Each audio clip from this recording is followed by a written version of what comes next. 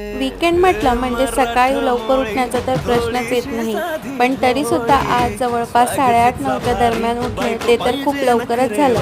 पण उठल्या उठल्या सगळ्यात पहिले काम केलं ते म्हणजेच रात्रीच्या वेळेमध्ये डाळ तांदूळ भिजायला टाकले होते.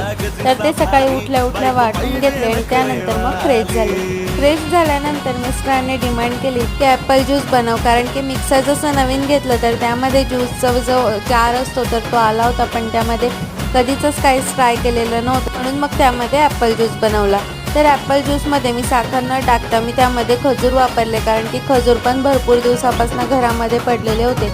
तर म्हटलं साखर टाकण्यापेक्षा त्यामध्ये छान असं खजूर टाकूयात, म्हणजे टेस्टसुद्धा छान होईल.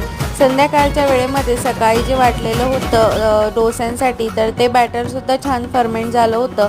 तर ते खाल्लं, म्हणजेच रात्रीच्या जेवणामध्ये तेच जेवण केलं आणि त्यानंतर मग बाहेर फिरण्यासाठी गेलो. चला तर मग तुमचा वीकेंड कसा जातोय कॉमेंटमध्ये सांगा.